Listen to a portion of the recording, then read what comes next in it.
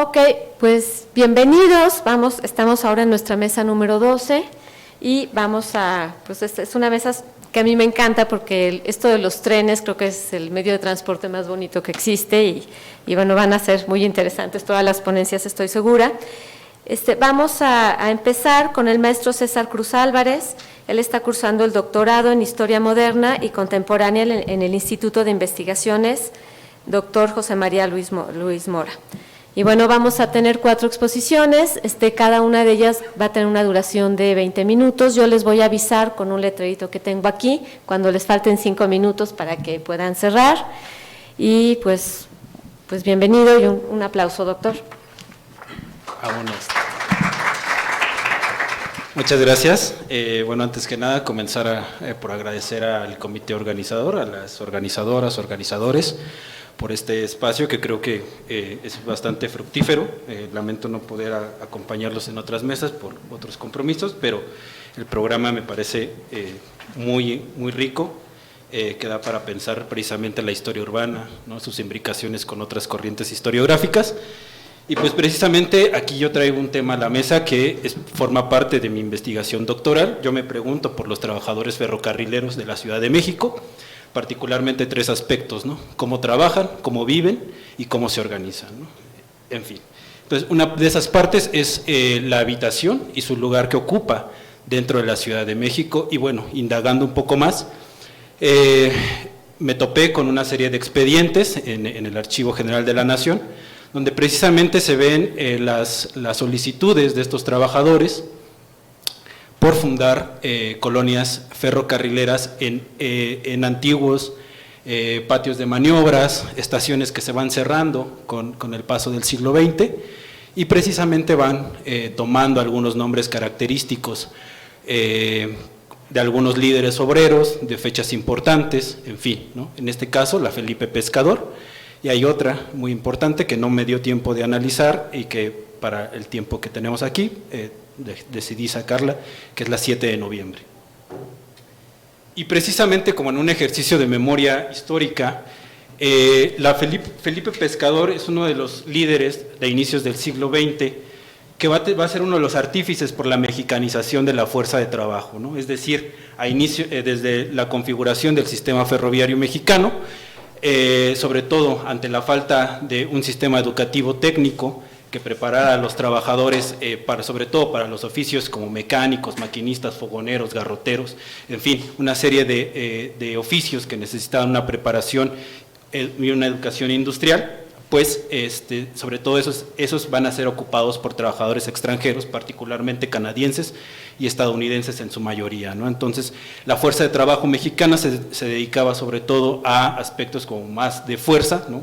Peones de vía, algunos puestos un tanto más técnicos, sin embargo, no ascendiendo hasta los puestos como maestros mecánicos, maquinistas o conductores, aunque había alguno que otro, ¿no? Sobre todo aquellos que tenían como algunos conocimientos elementales del inglés.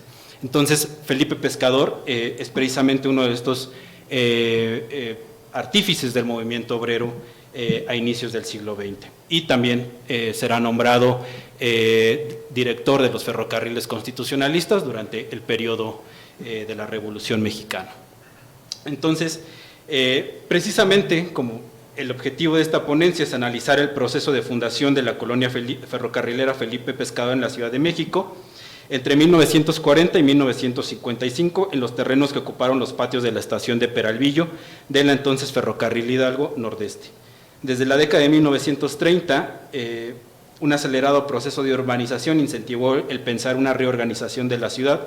Aunado a ello, las estaciones del ferrocarril, que antes se encontraban dispuestas en la periferia del centro de la urbe, comenzaron a representar un problema para las políticas de movilidad que cada vez más incentivaron y privilegiaron el uso del automóvil o de los camiones, haciendo necesaria la construcción y mejora de calles y avenidas. Por esta razón, comenzó una paulatina suspensión del servicio de determinadas estaciones y la concentración del transporte de carga y de pasajeros en algunos puntos estratégicos, particularmente al norte de la Ciudad de México.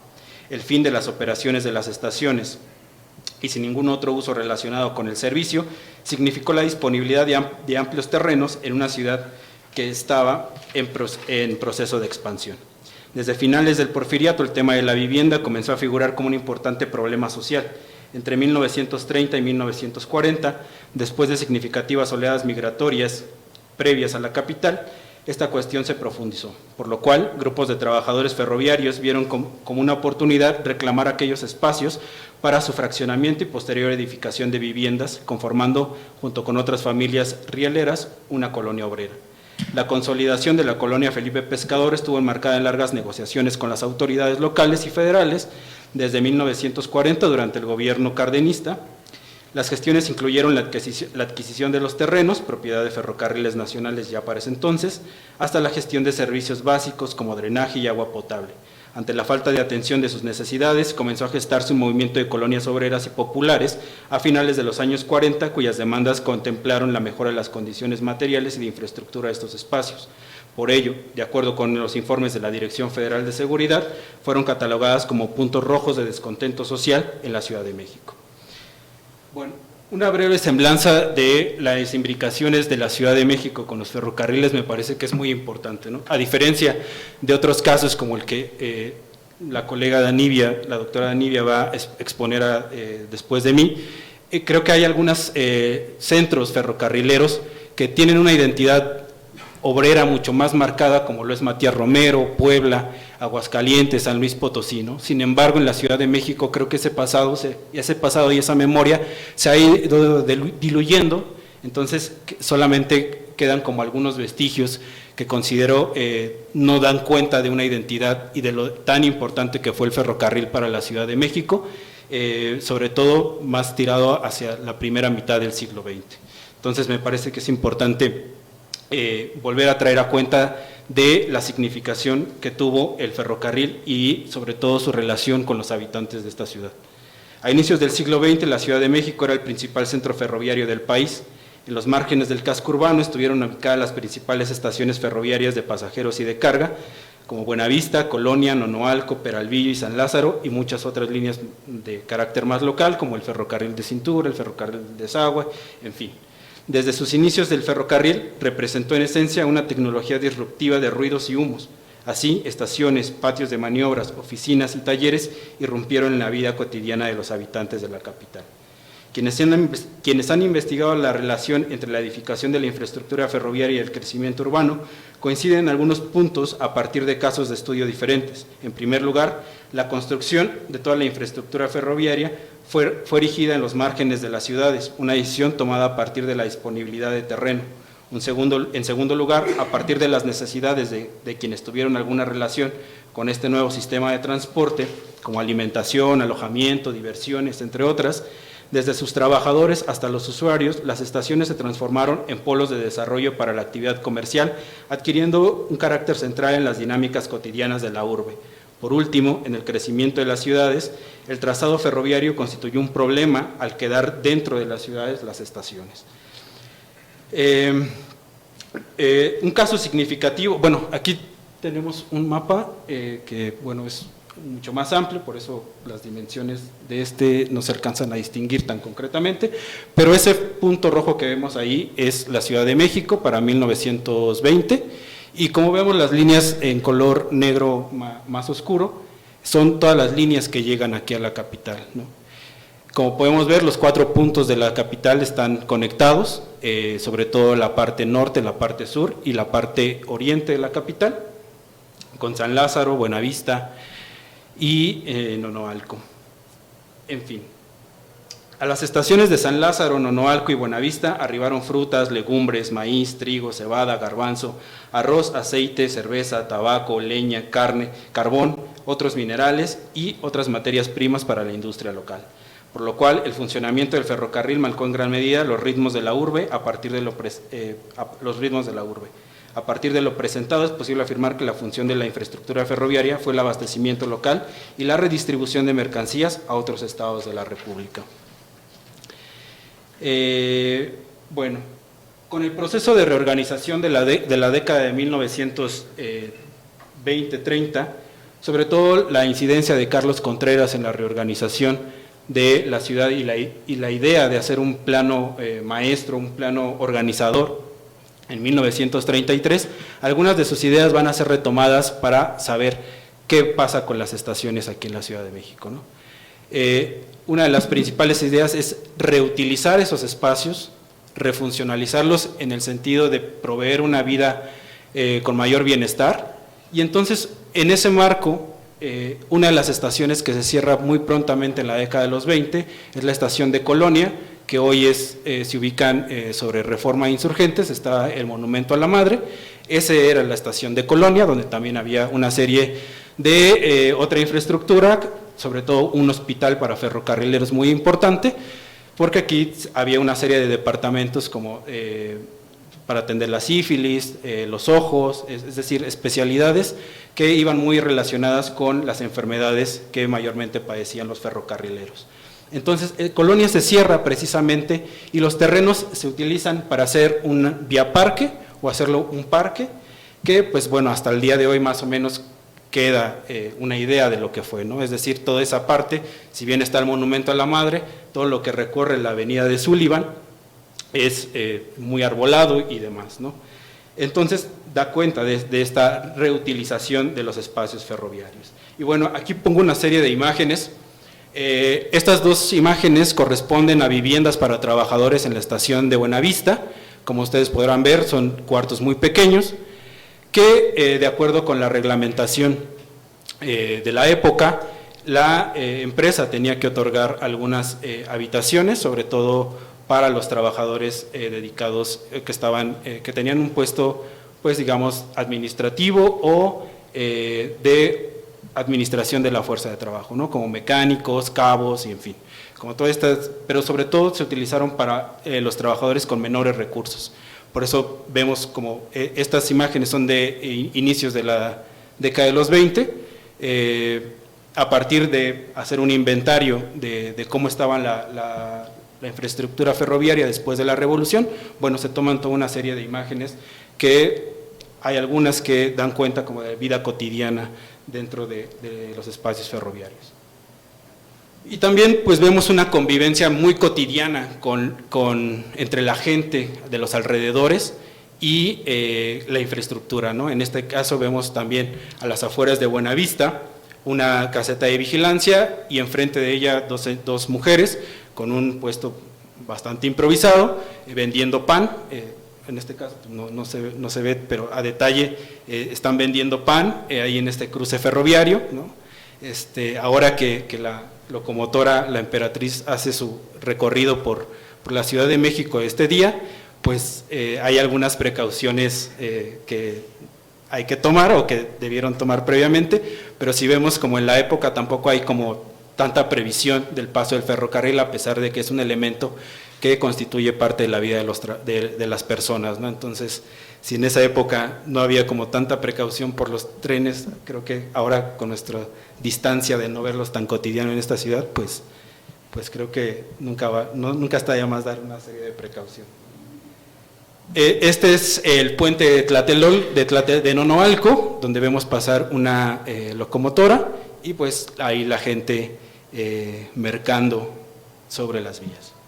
Entonces, como ven, pues la imbricación de la vida cotidiana, de la vida de la gente con el ferrocarril, pues es bastante estrecha. Pero bueno, ¿cómo fundar una colonia obrera? La Felipe Pescador. En 1955, a través de un memorándum preparado por la Dirección Federal de Seguridad, el coronel Leandro Castillo Venegas informó a sus superiores los distintos tipos de vivienda que constituían la colonia Felipe Pescador. Casas de mampostería, cito, de regulares condiciones, fin de cita, sobre todo en la zona sur, abro cita, el resto son de tejamanil y madera, otras de tabique de muy mala construcción y algunos colonos habitan en vagones de ferrocarril que se encuentran fuera de servicio.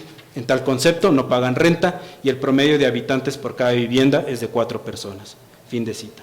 Por otra parte, con una mirada minuciosa, el coronel Castillo detalló las condiciones materiales de la colonia: falta de tuberías de agua potable, solo existía una toma provisional y tomaba el agua de un tanque de abastecimiento que había funcionado para el ferrocarril, no contaba con mercado, solo con 2 pequeños estanquillos mal surtidos, carecía de drenaje, lo que ocasionaba charcos y lodazales, poniendo en peligro la salud de los vecinos, ninguna calle estaba pavimentada, la colonia no contaba con alumbrado público, cito, esta únicamente existe en las habitaciones y es proporcionado por los ferrocarriles, fin de cita.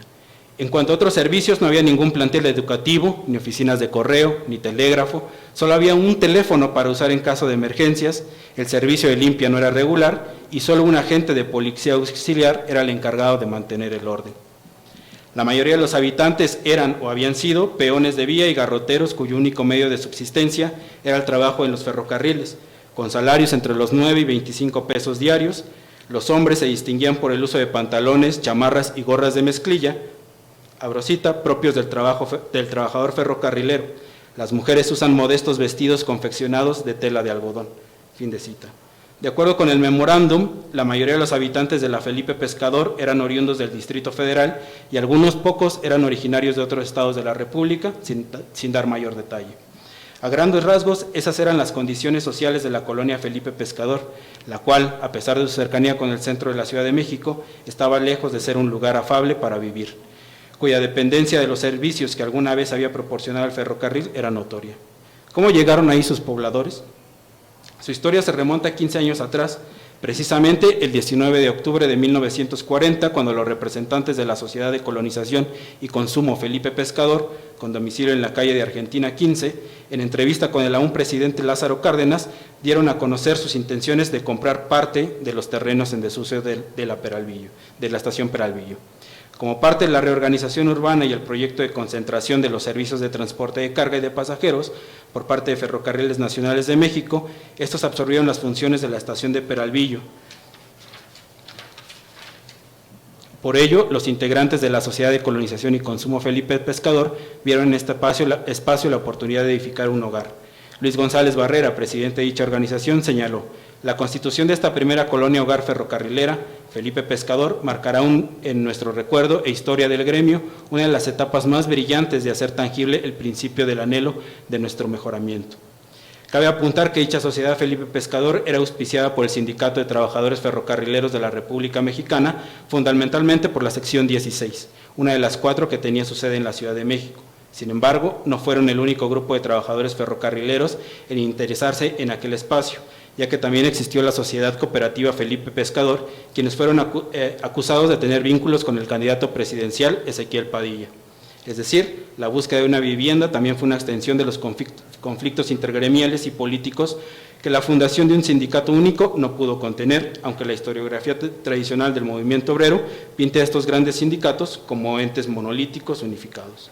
A pesar de la aprobación de Cárdenas por entregar a los trabajadores los terrenos de la estación de Peralvillo y de ordenar a las autoridades del Departamento del Distrito Federal comenzar a elaborar un proyecto de fraccionamiento y los presupuestos para los servicios de agua, saneamiento y alumbrado, por una carta dirigida a Manuel Ávila Camacho en 1942, conocemos que 2 años después los ferrocarrileros poco habían avanzado en las gestiones. En su comunicación solicitaban al presidente que ratificara los acuerdos negociados con Lázaro Cárdenas y fueran respetados los presupuestos elaborados por la Dirección de Obras Públicas. A pesar de las directrices, el desarrollo de colonias obreras populares distó mucho de esa idea de belleza, extendido por las diferentes dependencias relacionadas con la administración de la ciudad.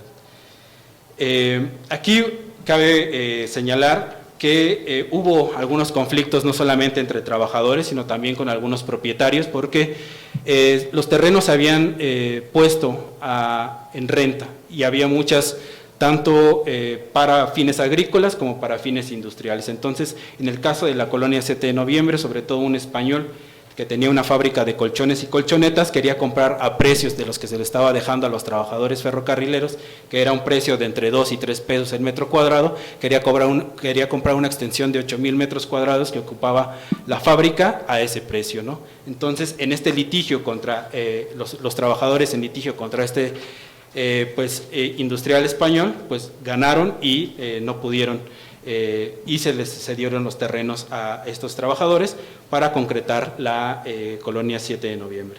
En el caso de la Felipe Pescador va a pasar algo similar, va a haber algunos enfrentamientos entre trabajadores de sociedades cooperativas distintas, pero sobre todo una fracción de la sociedad cooperativa y de consumo, pues va a decir, ya es 1946, esto lleva 6 años, esto no avanza, pues ni modo, ¿no? Vamos a ocuparlas, y precisamente ocuparon los terrenos, y ahí ocurrió una fracción entre los grupos, ¿no? Es decir, básicamente cayeron, como este término que se va a poner muy de moda para los 50, cayeron de aviadores y comenzaron a construir en los terrenos de la Felipe Pescador.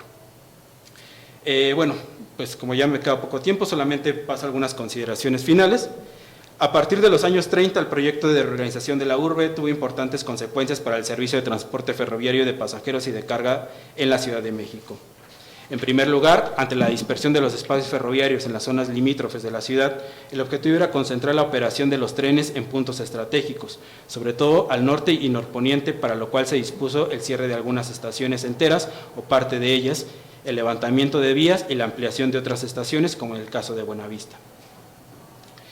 En un momento en que los sistemas de crédito hipotecario u otros medios de financiamiento para la adquisición de viviendas o edificación eran extremadamente limitados, los ferrocarrileros recurrieron a la organización de sociedades cooperativas al interior del sindicato. Cabe señalar que no fueron las únicas organizaciones de este tipo. También fueron organizadas sociedades de ahorro y de consumo, con precios más bajos para los artículos de primera necesidad, con la finalidad de solicitar la venta de los terrenos fuera de servicio o subutilizados por la constitución de colonias habitadas por familias ferrocarrileras. Estos proyectos populares fueron ideados a partir de las necesidades de alojamiento y también constituyen parte de la historia de la urbanización de la ciudad, a contrapelo de las historias construidas a partir de la mirada del orden, de los urbanistas y de los principios arquitectónicos, es decir, una historia de la necesidad en la cual los sujetos, a partir de sus condiciones, articularon un proyecto para solventar una carencia. No solo eso, a pesar de los problemas que se suscitaron después de la ocupación, como la corrupción y especulación de la venta de terrenos a trabajadores, mantuvieron una organización para solicitar la introducción de servicios básicos. Incluso estrecharon relaciones con otras colonias obreras y populares fundadas en las mismas décadas. Esto prendió las alarmas tanto de las autoridades locales como federales. Por eso, a partir de 1947, año de fundación de la Dirección Federal de Seguridad, agentes de esta dependencia investigaron e informaron sobre las condiciones sociales y expresiones de los habitantes de las colonias populares. Aun cuando se estima que entre 1930 y 1940 se fundaron alrededor de 81 colonias obreras y populares, la historia de sus primeros habitantes es difusa en comparación con los proyectos urbanísticos para las clases medias y altas de la sociedad de la Ciudad de México. No así sus intentos por acabar con lo que, desde la mirada de las autoridades y las élites, eran focos de violencia, crimen, insalubridad y degeneración moral. Y bueno, muchas gracias.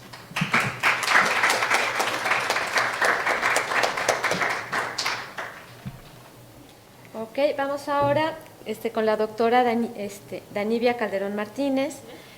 ¿Sí se escucha? Ya se está poniendo, perfecto.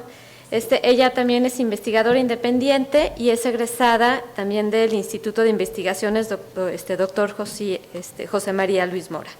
Adelante. Perfecto. Muy buenas tardes.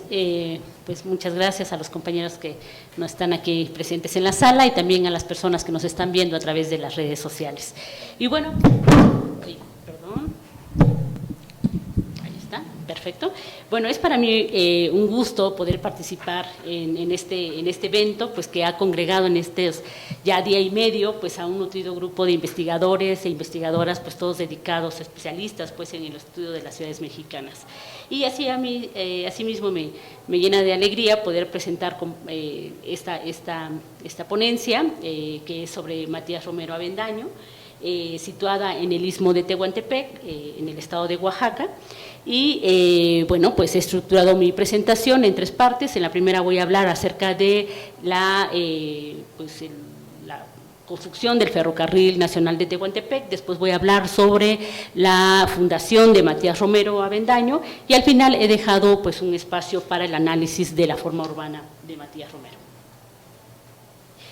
Bueno, Matías Romero Avendaño ha sido bautizada como la ciudad ferrocarrilera. El ferrocarril es un componente esencial en la identidad de los matías-romerenses, ya que su presencia se manifiesta tanto en asuntos oficiales, como lo podemos ver en el escudo de Matías Romero, pero también en eventos, en aspectos pues, más cotidianos, ¿no? Evocando un pasado que permanece vivo y palpitante como en sus momentos de mayor apogeo. Matías Romero Avendaño es una de las ciudades más jóvenes del Istmo mexicano. Su historia fundacional está ligada con la llegada del ferrocarril a la región, con el propósito de unir los océanos Pacífico y Atlántico a través de los raíles de hierro. Este anhelo fue planteado por primera vez por el conquistador Hernán Cortés a partir de una solicitud que en 1533 le hizo el rey de España, Carlos V, recomendándole encontrar un paso que conectara las costas orientales y occidentales del Nuevo Mundo. Cortés vislumbró en la parte más austral del territorio que hoy es México la esperanza para alcanzar ese propósito. Sin embargo, durante la dominación española nada se logró avanzar en ese sentido. Salvo algunas exploraciones, la ruta interoceánica siguió siendo una lejana realidad. En el periodo independiente se retomó la idea, pero las luchas intestinas aplazaron aún más aquella posibilidad. No obstante, hubo esfuerzos significativos y durante el gobierno del general Guadalupe Victoria, en noviembre de 1824, se emitió el decreto que convocaba a presentar propuestas para abrir la comunicación entre los dos océanos por el istmo de Tehuantepec. A pesar de ello, no hubo condiciones favorables para emprender dicho proyecto. Y a lo largo del siglo XIX se presentarán una serie de iniciativas, tanto del gobierno mexicano como del estadounidense, que también veía el potencial geopolítico, geoestratégico y sobre todo económico de lograr dicha comunicación. Ambos gobiernos se interesaron en sumarse a ese proyecto que en un principio se planteaba mediante una combinación de recorridos, una parte pluvial y otra terrestre. En 1842, Antonio López de Santana planteó nuevamente esa posibilidad y concedió a José de Garay el estudio y el establecimiento de una ruta que aprovechara el transporte pluvial en tanto fuera posible, complementada con un ferrocarril para el resto del territorio, del trayecto. Como resultado de esta primera intentona, se llevó a cabo el primer levantamiento completo de la región del Istmo a cargo del ingeniero italiano Gaetano Moro. La propuesta fracasó en parte debido a la falta de cumplimiento de las condiciones de la concesión, a los estragos de la guerra entre los Estados Unidos y México, donde pues perdimos más de la mitad de nuestro territorio, y a las corruptelas, como bien afirma el investigador Víctor Cérvulo. Podemos así seguir mencionando los muchos proyectos para establecer esta comunicación que no llegaron a buen fin. Sin embargo, los planes persistieron y a pesar de las desconfianzas entre ambos gobiernos, me refiero al mexicano y el estadounidense, algunos esfuerzos prosperaron. Bajo los derechos concedidos por el gobierno mexicano a la Tehuantepec Railroad Company de Nueva Orleans, se realizaron trabajos muy completos y cuidadosos que resultaron en un libro de más de 300 páginas y en un significativo compendio de mapas de la región.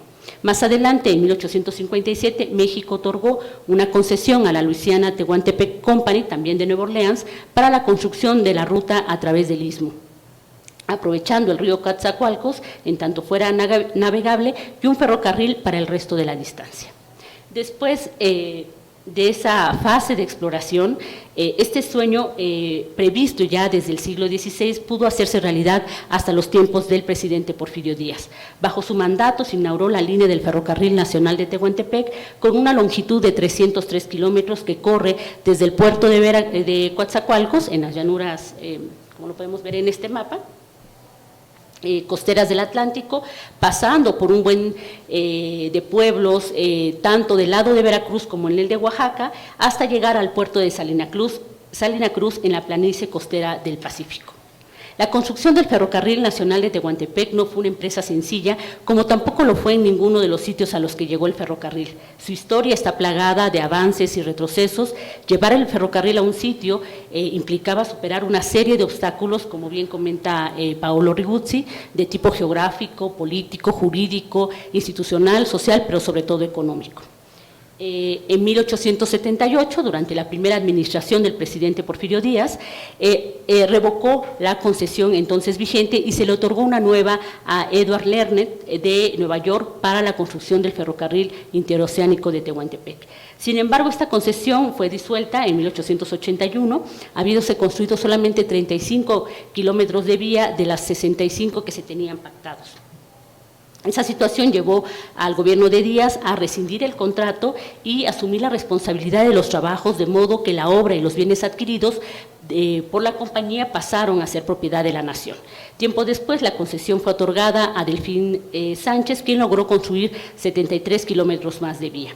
Entre 1882 y 1894 se concedieron 2 concesiones más a capital inglés, siendo el último que se firmó con Chandos Stanhope, el que finalmente logró completar el camino férreo en 1894. Y por primera vez el ferrocarril se abrió al tráfico con un equipo limitado de material rodante y con muchos puentes provisionales. No obstante, el 11 de septiembre de 1894 partió el primer tren. El recorrido inició en Coatzacoalcos a las 6 de la mañana y concluyó en Salina Cruz a las 4 de la tarde. Un viaje que duró alrededor de 10 horas con 20 minutos. A pesar de estar construido, el ferrocarril distaba mucho de alcanzar las condiciones ideales para una vía de esa clase. La mayoría de los puentes eran estructuras de madera provisionales, la vía carecía de balastro, los rieles eran de poco peso y no había facilidades para la carga y descarga en los puntos terminales. El muelle de hierro construido un año antes había quedado destruido con un fuerte ciclón que azotó la zona. Fue en ese periodo y bajo esas condiciones cuando el presidente Porfirio Díaz contrató la obra con la firma inglesa Pearson & Son Limited, estableciendo la compañía exploradora del Ferrocarril Nacional de Tehuantepec con el objetivo de dejar la vía en perfecto estado y dotarla de todo lo necesario para su buen funcionamiento como una vía interoceánica de primer orden destinada a soportar un gran tráfico.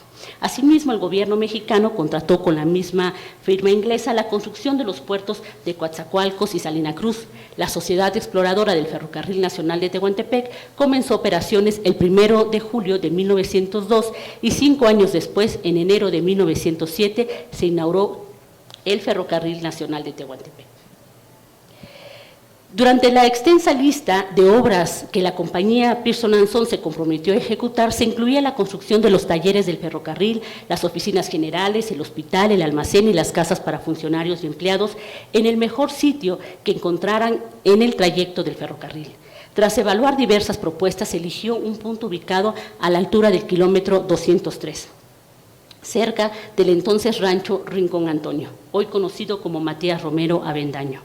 Debido a su agradable clima, su buena temperatura, disponibilidad de agua y la intensidad de los vientos considerados favorables para la salubridad, estas condiciones favorecieron la decisión de trasladar los talleres que en ese entonces estaban construidos en Coatzacoalcos a Rincón Antonio Nuevo e iniciar un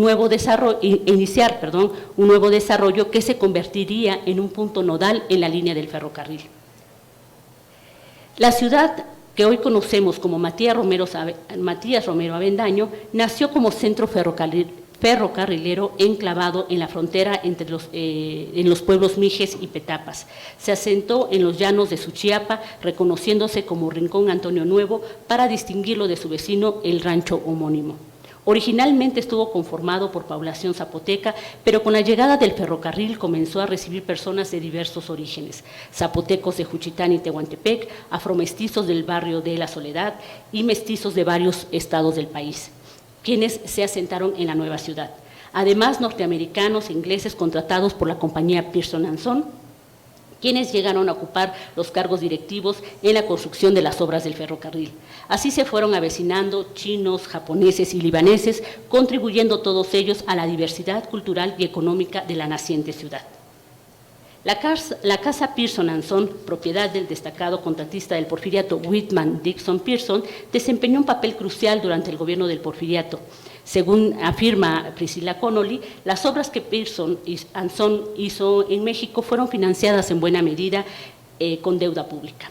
Dentro de las tantas obras, se encargó de las obras portuarias de Veracruz, incluyendo también las obras de agua potable y drenaje, así como en los puertos de Coatzacoalcos, Mazatlán y Salina Cruz. En palabras de Gerardo Martínez, entre 1888 y 1920, la compañía Pearson & Son completó más de 80 contratos de ingeniería en todo el mundo, construyendo obras ferroviarias y portuarias en países como Irlanda, España, Chile, Brasil, Colombia y evidentemente en México. Ese era el perfil de la empresa que llegó a concluir la construcción y a poner en marcha el ferrocarril de Tehuantepec. Como parte de ese gran proyecto, el 1 de marzo de 1902, compró por un monto de 2,000 pesos un total de 600 hectáreas de tierras comunales a los municipios de El Barrio y Santa María Petapa para establecer el centro ferrocarrilero Rincón Antonio Nuevo. Y aquí vemos ese polígono asentado ya sobre la trama urbana actual de Matías Romero. Según los documentos que yacen en el Archivo General del Estado de Oaxaca, desde los primeros días del mes de enero de 1903, el entonces jefe político del distrito de Juchitán expuso al gobernador Emilio Pimentel el interés de los vecinos de Rincón Antonio Viejo y Rincón Antonio Nuevo de elevarse a la categoría de agencia municipal bajo el nombre de Matías Romero. Esa solicitud iba acompañada de los padrones de ambos lugares, sumando un total de 1.294 habitantes. Las cifras no cumplían con los requisitos mínimos establecidos por la normatividad vigente para alcanzar esa categoría. Además, las autoridades de Santa María Petapa se opusieron argumentando que la solicitud no era procedente, ya que los terrenos no eran propios ni contaban con fondo legal, pues ambos se encontraban en tierras comunales de su localidad. Y cabe decir que estos problemas de los límites de tierra siguen hoy presentes. Más allá de las discusiones que suscitó esa solicitud, es relevante destacar la rapidez con la que Rincón Antonio se pobló atraído por el ferrocarril y la creciente cantidad de personas que ya residían en el lugar. También es notable la propuesta de bautizar el naciente asentamiento con el nombre del oaxaqueño Matías Romero Avendaño, personaje destacado en la vida política y diplomática de México, que para esa fecha ya había fallecido. Esas solicitudes y debates reflejan no solo la dinámica de crecimiento y urbanización de la región, sino también la importancia del ferrocarril como motor de desarrollo y atracción poblacional. Además, subrayan la relevancia de honrar a figuras ilustres de la historia nacional en el nombramiento de nuevos asentamientos, perpetuando así su legado en la memoria colectiva. Los años subsecuentes a esta petición fueron cruciales para dar forma a la nueva población y el 8 de noviembre de 1906 se emitió un nuevo decreto que anunciaba la creación de Matías Romero. El segundo apellido, ¿no?, que es Avendaño, ya se puso, ya se le agregó en fechas muy recientes, en el año de 2002. Y en las 600 hectáreas, aquí está. En las 600 hectáreas adquiridas por el gobierno federal, además se anexaron otros asentamientos debido a la proximidad de la naciente ciudad dentro del radio de jurisdicción. Y así podemos encontrar, como vemos en este mapa, los otros lugares como Rincón Antonio Viejo, Las Flores, las Arenas, en fin, se agregaron al polígono de los 600 hectáreas, ¿no?, originales. Se solicitó al jefe político del distrito de Juchitán que eligiera a la brevedad a las autoridades municipales y alcaldes interinos, en tanto se organizaban las elecciones populares y también que se organizaran los presupuestos respectivos. Este proceso marcó el inicio formal del municipio de Matías Romero, consolidando su estatus y su estructura administrativa y sentando las bases para su desarrollo y organización en los años venideros. Pero antes de continuar, quiero hacer un alto para explicar por qué la naciente ciudad llevó el nombre de aquel personaje.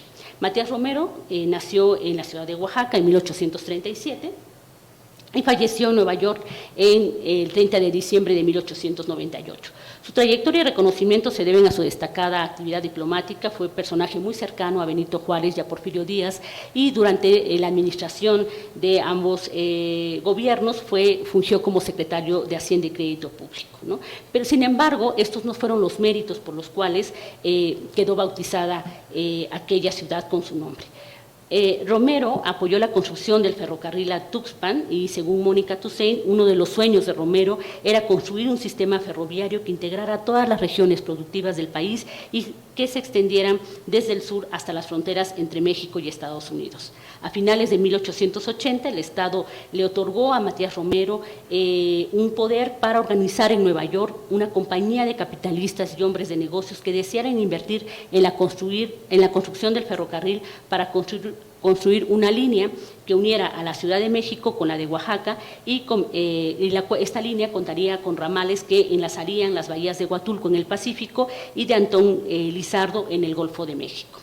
Esta compañía quedó organizada en 1881, que recibió el nombre de Ferrocarril Meridional Mexicano, presidida por el general y expresidente estadounidense Ulises Grant, un hombre prominente tanto en la vida política y económica en ambos países. Sin embargo, esta compañía tuvo muy poco periodo de vida. En el año de 1885 la compañía perdió definitivamente la concesión ferroviaria. Y durante su larga estancia de Matías Romero en Washington, pues fue el principal promotor del tratado comercial de reciprocidad con Estados Unidos.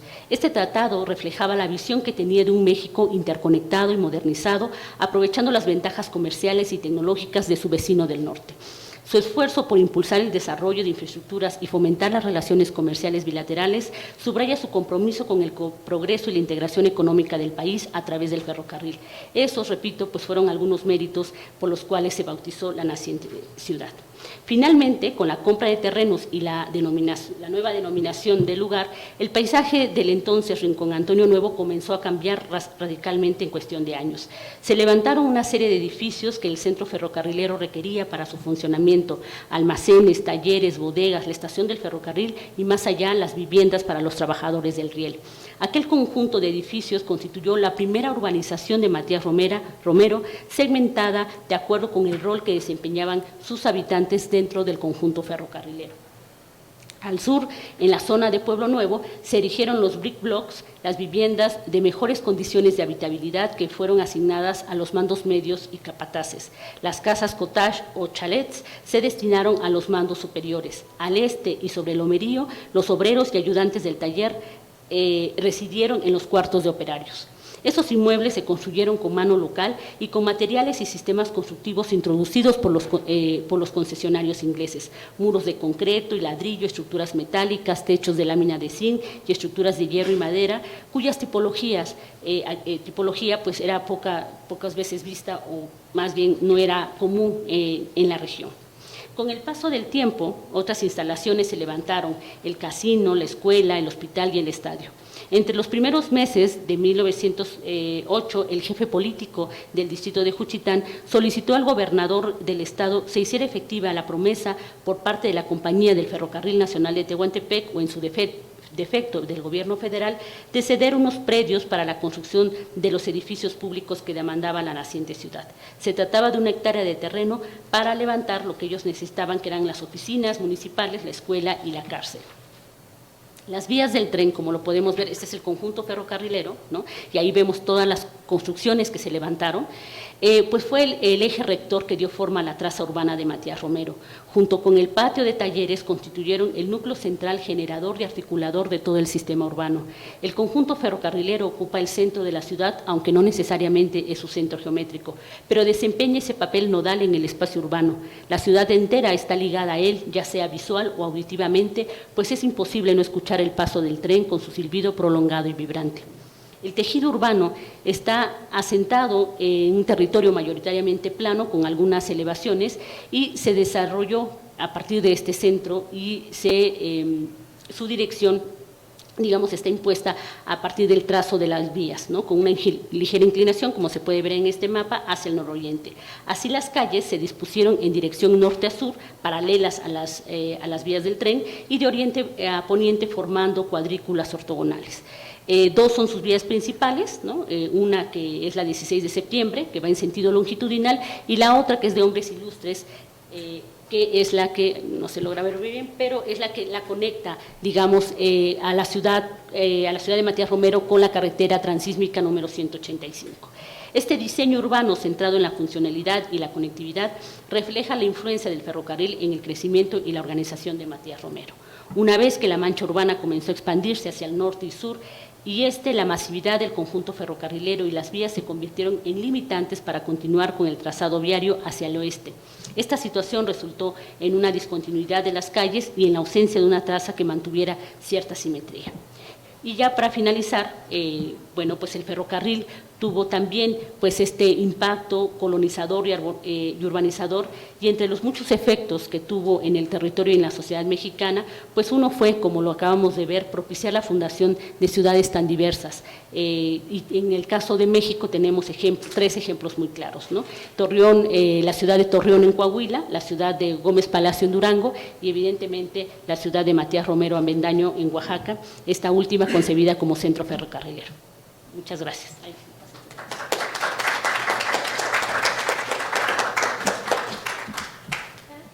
vamos a ver nueva historia urbana, megaproyectos, ciudades y estaciones ferrocarrileras, y es la presentación del doctor Francisco José Santos Certuche. Él viene del Departamento de Evaluaciones en el Tiempo, División de Ciencias y Artes para el Diseño, Universidad Autónoma Metropolitana, Unidad Azcapotzalco. Bien, pues buenas tardes. El trabajo que voy a presentar se titula así y tiene la pretensión,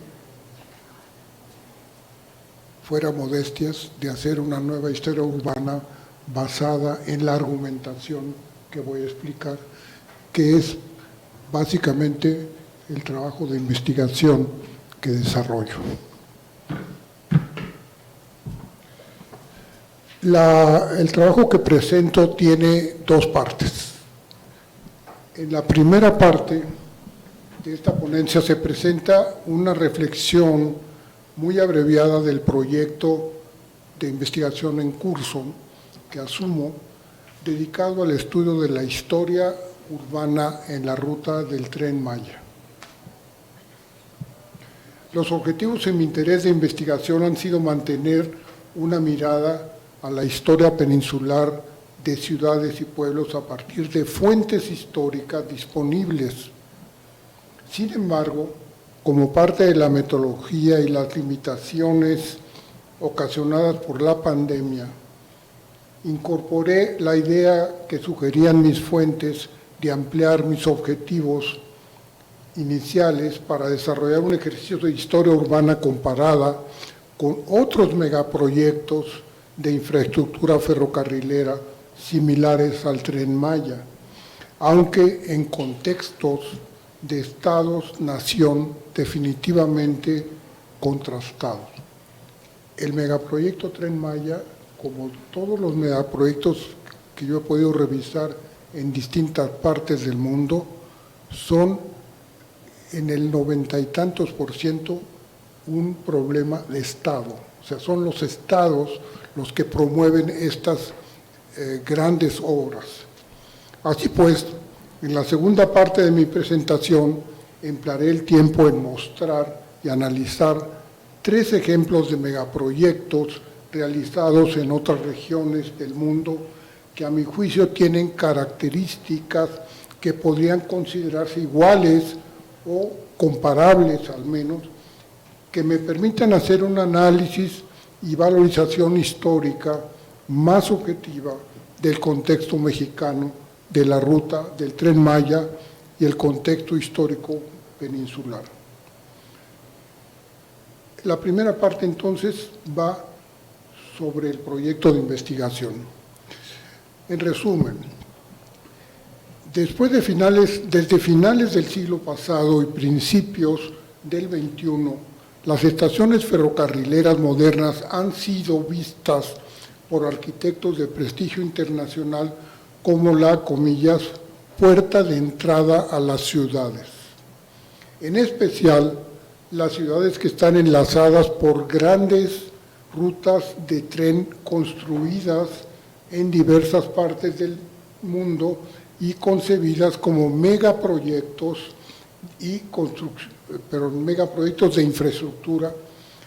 En el caso de México, el gobierno federal propuso el megaproyecto y construcción del Tren Maya en la península de Yucatán, como es bien sabido y reiterado,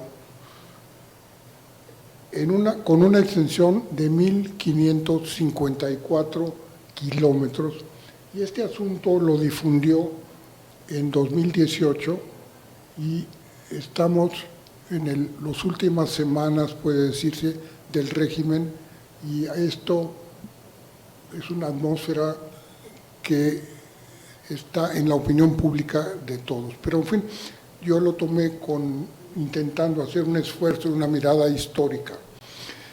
El circuito de referencia toca varias ciudades y pueblos peninsulares de profunda raíz histórica, asentados en regiones contrastadas por complejas y variadas expresiones del medio ambiente, del clima, de ecosistemas y la biodiversidad, además de la belleza extraordinaria de la riqueza natural paisajística, cultural, histórica patrimonial y artística de ciudades y pueblos y sitios arqueológicos. Mostraré algunas fotos para recordar este asunto que a mí me maravilla.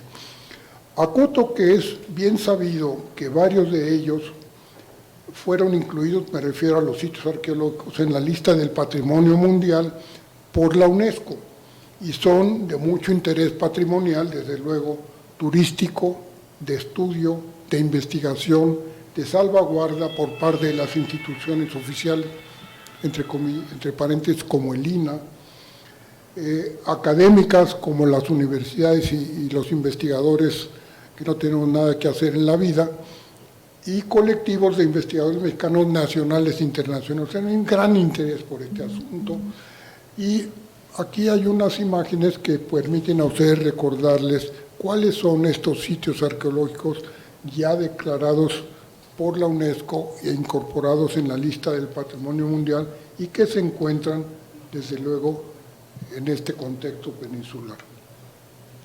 En los últimos meses del 2018, el Fondo Nacional para el Turismo, FONATUR, difundió con mucha amplitud el megaproyecto Tren Maya. Me dediqué a estudiarlo, pues existía la posibilidad de trabajar en diversos estudios históricos asociados con la ruta del tren. De por ahí surgió un poco la inquietud. Me decidí a elaborar y proponer un proyecto de investigación de historia urbana que titulé Ciudades, Pueblos y Patrimonio Mundial en la ruta del Tren Maya según fuentes históricas. Establecí 3 ejes temáticos de investigación. El primero era las ciudades y las estaciones. El segundo, los pueblos y los tramos en que está dividida el circuito. Y el patrimonio cultural, natural y el medio ambiente, acompañados de estudios de análisis críticos de aspectos metodológicos y disponibilidad de las fuentes históricas, desde luego. Las ciudades que quedaron finalmente construidas por el megaproyecto Tren Maya son las que conforman el objeto de estudio de la nueva historia urbana que yo asumo. Otro tanto similar por lo que toca a los pueblos de la ruta, porque no solo son ciudades, hay una multitud de pueblos que están ahí. Los temas generales en común para todas las ciudades son la conectividad urbana y la movilidad de viajeros y de carga, sean turistas o nacionales, extranjeros, lo que sea, o nosotros mismos. Y carga de mercancías que el Estado mexicano establece de acuerdo a los propósitos de desarrollo económico y social sustentable, según se postula los objetivos del Tren Maya, o del proyecto que asume el gobierno federal. Esta es una imagen que se divulgó de lo que yo llamo el documento base, con lo cual salió del Plan Nacional de Desarrollo la idea que estaba nada más establecida como Tren Maya, como una infraestructura, y entonces empezó a verse materialmente qué querían decir el gobierno federal, y esto es lo que quería decir. Este fue el primer documento que las gentes en el periodo de transición, como el que estamos en este momento entre un gobierno y otro, establecieron las gentes que trabajaban en FONATUR, y desde luego el propio presidente hizo una página donde puso esto.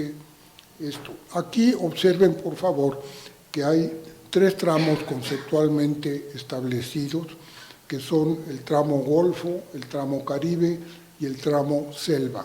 Así lo plantearon ellos. Hay ya un anteproyecto, diría yo, de lo que eran las estaciones. Allí están. Sin embargo, esto cambió muchísimo porque no tenían resueltos muchísimos problemas que después se convirtieron en un debate muy copioso, por llamarlo de alguna forma. Entonces, estos son los tramos ya vistos, digamos, de dónde a dónde va cada parte, y tomando esa misma idea de los sectores, digamos, geográficos, por llamarles de alguna forma. Y entonces aquí están los 7 tramos que finalmente fueron los que quedaron y los que tuvieron que concretar porque tenían que contratar a las compañías que hicieran esto. Entonces estamos viendo que en estos 1.554 kilómetros con estas ciudades, es la intervención, quizá, me atrevo a decirlo, más grande que se haya hecho en la historia de México con una ruta de ferrocarril. Eso fue algo que a mí me dejó frío cuando vi el plano que les acabo de mostrar, y luego empecé a ver a través de las fuentes, digamos, cotidianas que publicaban. En la parte de arriba tienen ustedes este tema de cómo la jurisdicción estatal, que son estos 5 estados, Tabasco, Chiapas, Quintana Roo, Yucatán y Campeche, son por donde pasa la ruta, porque esto es un problema político y económico muy importante, porque tienen que negociar el Estado federal, el gobierno federal, con los estados y en todos los sentidos, políticos, económicos, sociales, en fin, es todo un tema. Lo que estamos viendo aquí son los esquemas, pero si uno lee como historiador esto, hay muchísimos temas que están en ello. Solo como ejemplo, puse 2 ciudades ahí que son importantes, no las más importantes, pero son pues, las que me gustaron, para acabar pronto, ¿no? Mérida y Tulum. 2 lugares. Acá tenemos algo que complementa el proyecto, que son las ciudades por donde pasaría el tren en el anteproyecto que estaban publicando en el 2018. Entonces aquí tenemos Puerto Morelos en desorden, quizá Escárcega, Chichén Itzá, Valladolid, Bacalar, Felipe Carrillo Puerto, Campeche la ciudad, no el estado, Playa del Carmen y bueno, y Cancún. Esas son las que cupieron aquí, pero hay 2 o 3 que dejé fuera porque ya tenía mucha prisa en venir. Aquí hay una parte muy importante que es lo que sucede en este circuito que es Calakmul. Calakmul es un lugar extraordinario, de una historia verdaderamente apasionante, profundísima en siglos, y además es la región más importante en términos de áreas naturales protegidas, es la selva misma, y por ahí atravesaron esos puntitos que están ahí, es la ruta que trazaron. Aquí abajo se ve la distancia, digamos, a lo que es la zona arqueológica y tal.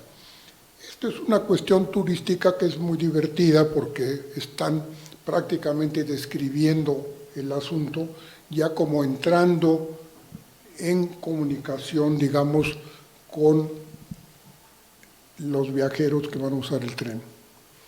Esta fotografía, la puse para disfrutar el paisaje, para enamorarse de la historia que representa este monumento, para empezar a pensar en la importancia que tiene el medio ambiente, la luz y demás, que va a ser alterada a partir de que ya está funcionando el tren.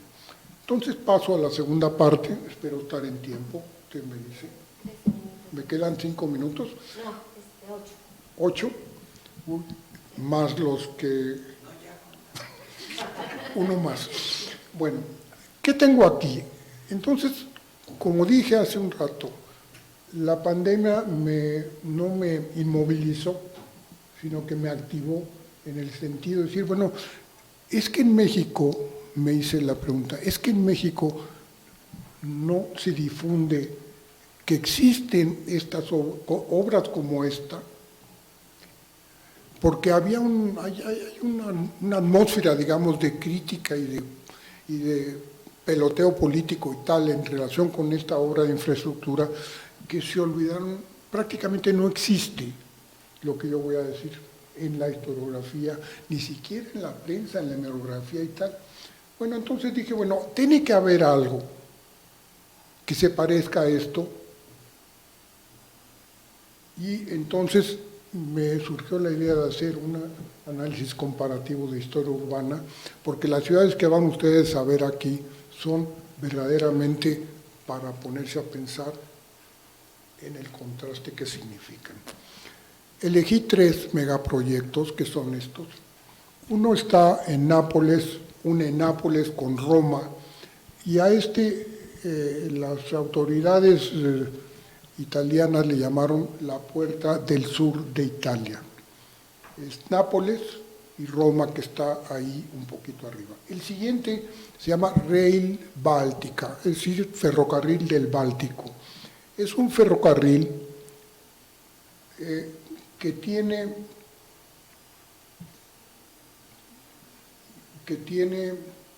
una extensión menor a la del Tren Maya, ahorita lo vamos a ver, pero une por el Báltico, un mar por allá que nadie menciona nunca, desde Finlandia hasta Polonia, y desde Polonia se va hacia el centro de Europa. Lo que ven ustedes acá es una red, un megaproyecto en Arabia Saudita. El de Nápoles-Roma, este es el plano que acabamos de ver, con amplitud. Hay un punto ahí que es Afragola, que es precisamente en una zona conurbada de Nápoles. Les recuerdo, Nápoles es una ciudad patrimonio de la humanidad en la lista de UNESCO. Y entonces, aquí tenemos una descripción de los servicios ferroviarios de alta velocidad previstos para este ambiente ferrocarrilero de desarrollo de megaproyectos italianos. Hay una descripción, ahí está dicho datos verdaderamente interesantísimos, como decir que las líneas que funcionan con 32.700 pasajeros por día, 32.000, etcétera. Las autoridades italianas entonces dijeron que querían hacer un edificio, una estación de tren. Esta es una estación de tren extraordinariamente moderna, diseñada por Zaha Hadid, una arquitecta que, por cierto, formó pareja con el arquitecto que creó este edificio, Francisco Serrano, para hacer el aeropuerto de Texcoco, pero no se hizo. No es pues una gente desconocida. Este es el proyecto, que es esto que ven ustedes aquí, que parece una especie de gusano o lagartija, algo, tiene 500 metros de largo. Es un proyecto verdaderamente monumental. Paso una foto nada más para repasar, para descansar. Y paso a la ruta báltica que une esos 5 países.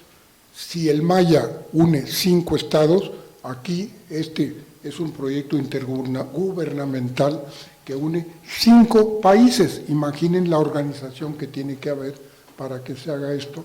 Y cada país tiene en sí mismo toda una planeación de lo que le toca hacer como país. Estoy hablando desde luego, Finlandia, Estonia, Lituania y Latvia, y lo que toca con Polonia.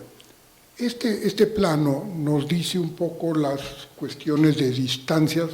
Aquí hay 900 kilómetros en un lado, 870 kilómetros, todos son menores al Tren Maya, y esta es la comunicación de esto. Estos son los ejemplos de las ciudades de Lituania, este es el de Vilnius, también diseñados por Zaha Hadid, donde la ciudad tiene un impacto y una conexión urbana verdaderamente integrada. Esta es otra vista de lo mismo. Esta es una vista de los andenes de esta superestación. Y luego otro proyecto, que por cierto todos eran proyectos que fueron sobre concurso, que es el de Estonia, en este lugar que es un barrio que se llama Ulemiste, en Tailín. El proyecto lo ven ustedes a la izquierda, la realización a la derecha, por los mismos arquitectos. Esta es una imagen que no tengo que explicar, sino nada más les pido que la admiren.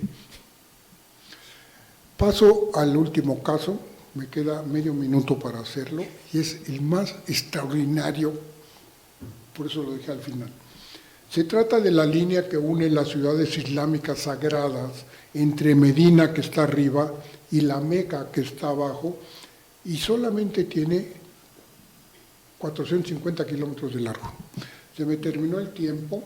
Aquí pueden ustedes viajar a Arabia Saudita, a la izquierda el Mar Rojo, a la derecha el Golfo Pérsico, ahí arribita Qatar, y les paso así,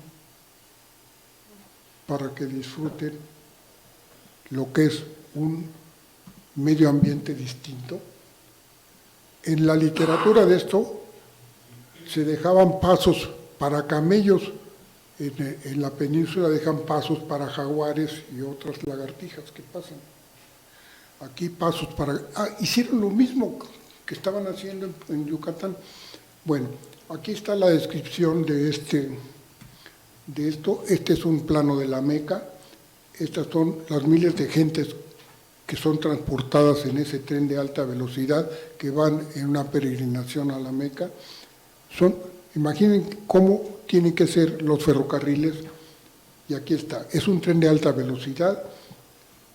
Estas son las estaciones que se diseñaron por una firma que es Foster y Socios, que son también una cuestión de ejercicio de modernidad. Muchas gracias.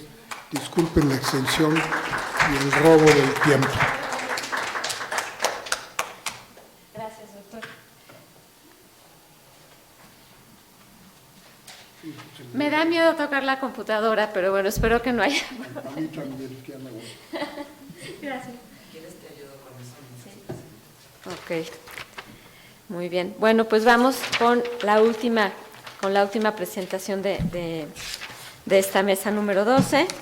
Y vamos con la maestra María Fernanda López Narváez. Ella está cursando el doctorado de Historia del Arte en la UNAM y nos va a hablar sobre la infraestructura como medio de transformación urbana y socioespacial, el Estadio Nacional de México, 1924-1949. Hola, buenas tardes a todos.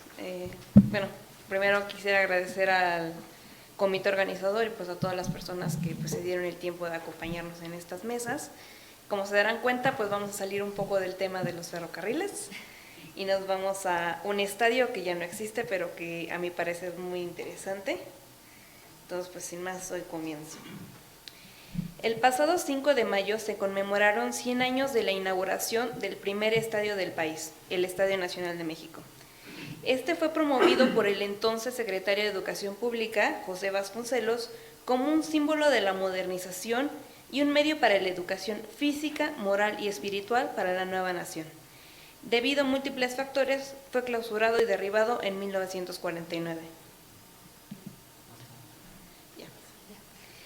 Los estudios con respecto a este edificio se han centrado principalmente en su parte arquitectónica y en su primera etapa de existencia. De igual forma, se ha enfatizado el proyecto ideológico vasconcelista en torno al edificio.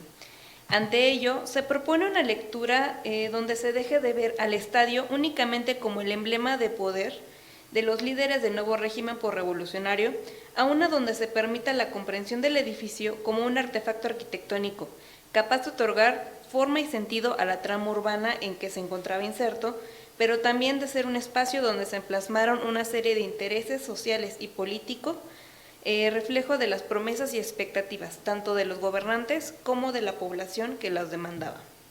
En la primera parte se abordará a grandes rasgos el proyecto del Estadio Nacional, para posteriormente ahondar sobre el contexto socioespacial de la Ciudad de México durante su construcción a fin de evidenciar las relaciones y tensiones que se articularon en torno al desarrollo urbano y de sus equipamientos, en este caso de la zona surponiente.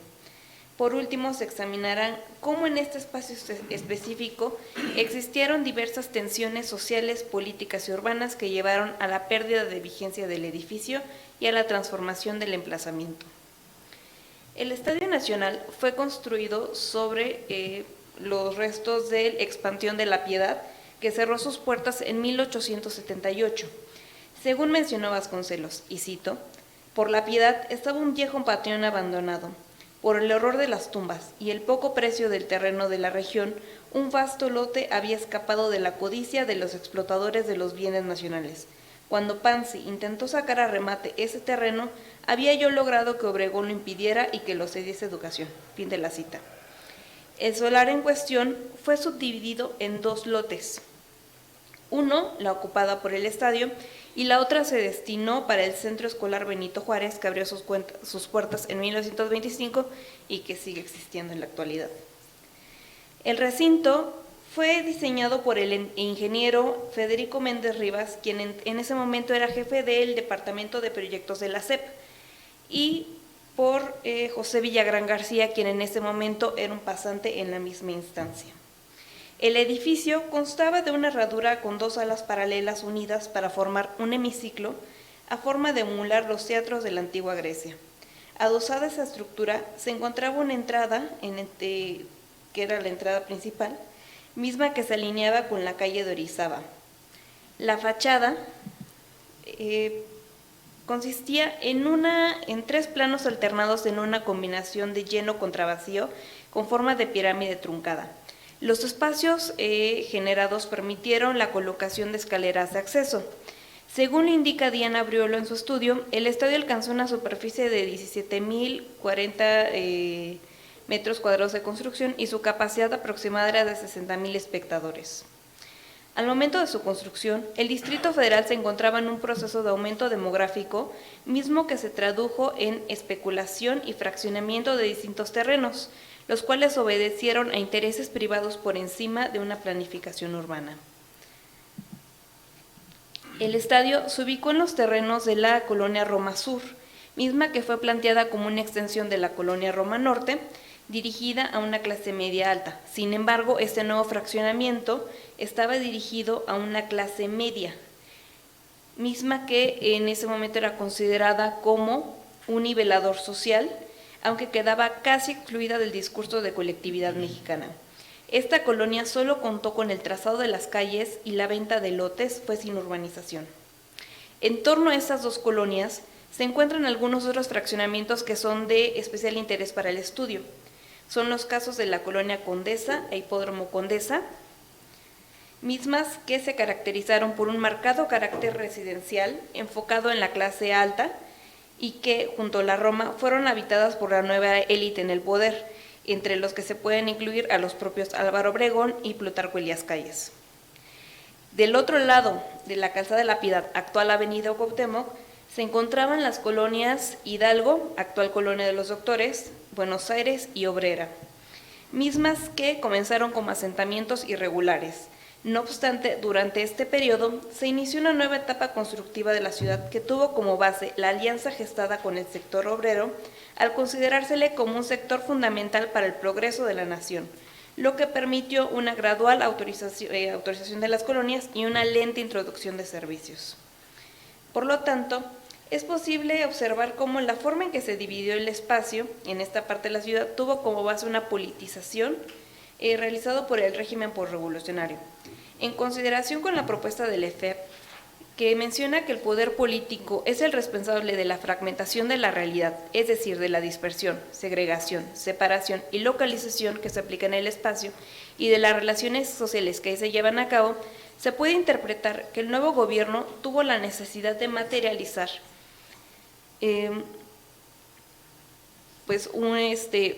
ciertas promesas y también ciertos símbolos, pero aún eran evidentes las diferencias entre los sectores que conformaban a la nación, siendo uno de los mayores retos lograr la integración. Sin embargo, desde muy temprano se evidenció un problema fundamental. Estos principios de la ideología posrevolucionaria no pudieron implementarse de acuerdo con los planes debido a escasos recursos, contradicciones internas que se inclinaron por un desarrollo menos igualitario. Un ejemplo es la zona de estudio, puesto que es un espacio en donde estaban en contacto tanto clases altas, medias y el sector obrero. La urbanización en esa zona fue desigual, pese a la promoción de mejores condiciones de vida para este último, lo cual se evidenció en una politización existente en la sociedad de la época. Por ello es notable que dentro de este espacio se encontraba una de las principales obras que promovió el gobierno, el Estadio Nacional. Dentro de este mosaico desarticulado, el equipamiento se convirtió en un espacio predilecto de los gobiernos, tanto para el lucimiento del individuo que detentaba el poder, así como la visibilización de todos los sectores que conformaban la nación y le otorgaban un sentido al régimen. Básicamente era una representación de la nación en un espacio en concreto. Es por ello que buena parte de los eventos que se realizaron durante estos años tuvieron un claro trasfondo político. El más claro de ellos pues era la toma de posesión del presidente de la República.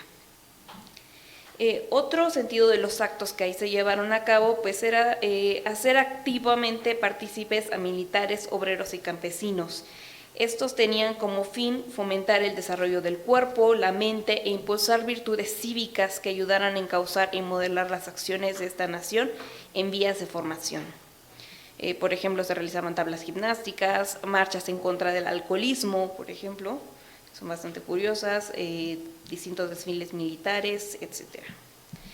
Pese a la relevancia del edificio como un espacio de conciliación y encuentro, sus obras no estuvieron exentas de problemas. Al momento de su inauguración, las obras estaban inconclusas, siendo más evidente el emplazamiento que se encontraba en terracería. Las obras para solucionar esta situación también coincidieron con los primeros intentos de planeación y ordenación de la Ciudad de México. En 1929, la Dirección de Obras Públicas del Distrito Federal presentó diversos proyectos para el arreglo de la plaza frente al estadio.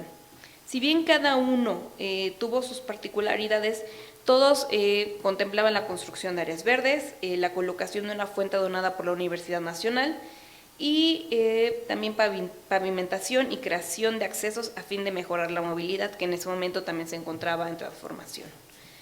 Finalmente, el proyecto ejecutado se decidió prolongar algunas calles y avenidas de tal forma que llegaran al solar en que se encontraba el recinto. En los vacíos en que ese trazado se dejó, se dispusieron áreas verdes, mismas que abarcaban casi la totalidad del estadio oriente del edificio, así como paseos peatonales, los cuales no solamente conectaban con el estadio, sino que también permitieron enlazarlo con la Escuela Benito Juárez, canchas deportivas y el recién creado Deportivo Hacienda, que se encontraba hacia la parte oriente, que casi no se alcanza a ver. La segunda parte de vida del Estadio Nacional transcurrió entre 1934 y 1949, que comprende desde la toma de protesta de Lázaro Cárdenas hasta su clausura.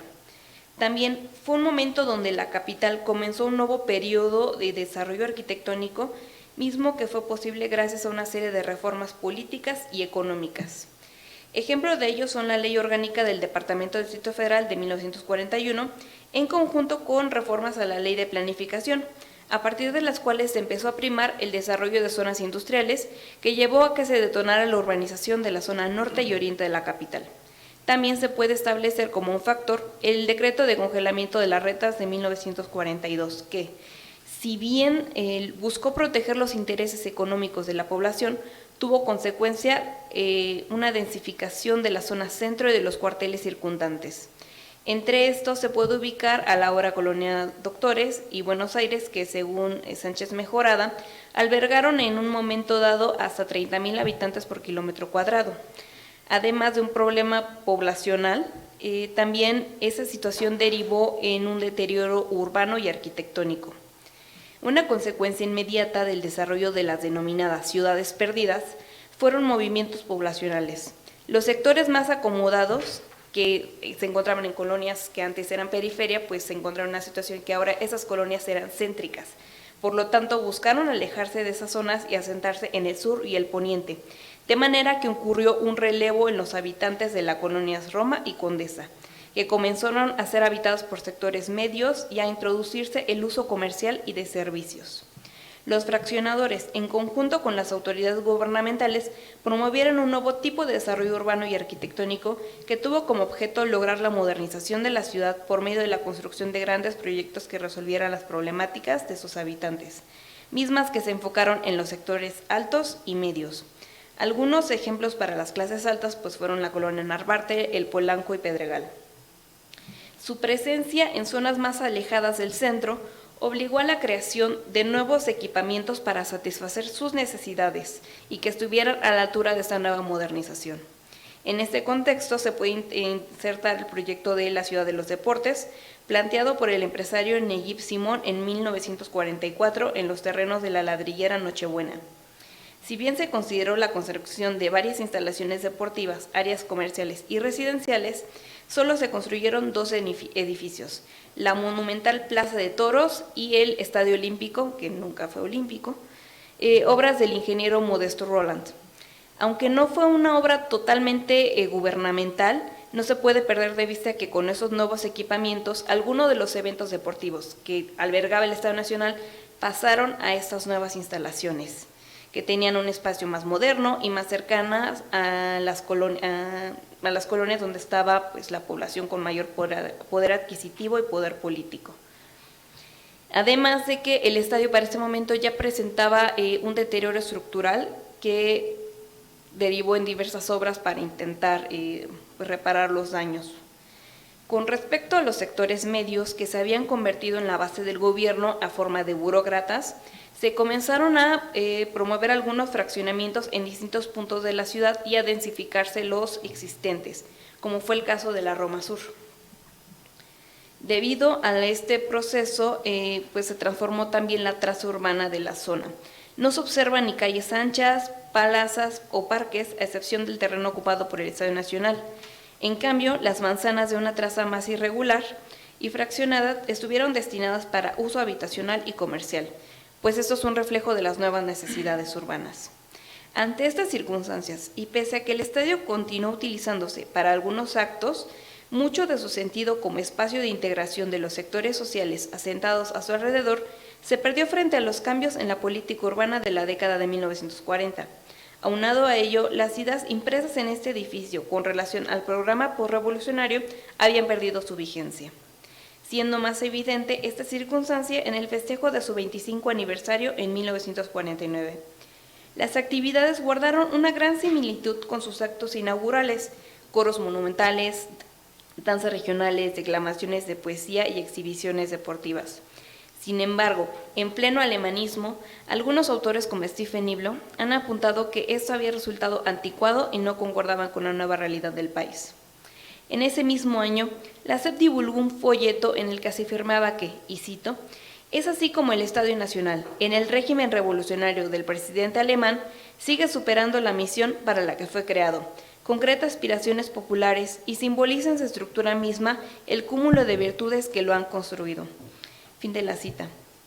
El edificio fue construido como un reflejo del México emergente de la Revolución. Sin embargo, sus días de gloria ya habían pasado y el inmueble comenzó a envejecer más rápido de los que sus creadores habían querido. El estado de la ciudad, de la nación, había quedado rezagado en una ciudad que buscaba y aspiraba a la modernización del país. A finales de ese mismo año, las autoridades decidieron cerrar sus puertas.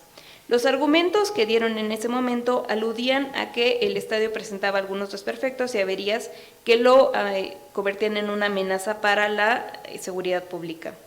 En 1950, el presidente alemán ordenó su demolición y se pasó el equipamiento para la construcción pues, del Centro Urbano Presidente Juárez, que se inauguró en 1952 en el contexto de su último informe de gobierno. Este estudio ayudó a corroborar que tras la finalización de la Revolución Mexicana, la Ciudad de México fue uno de los sitios donde dicho ejercicio fue más evidente al ampliarse la infraestructura de la urbe, así como fomentar su crecimiento. Las colonias resultantes de este proceso significaron una oportunidad de ampliar un área de vital importancia simbólica y política. Para ello, la construcción de equipamientos que fueran coherentes con los ideales del nuevo gobierno fue primordial.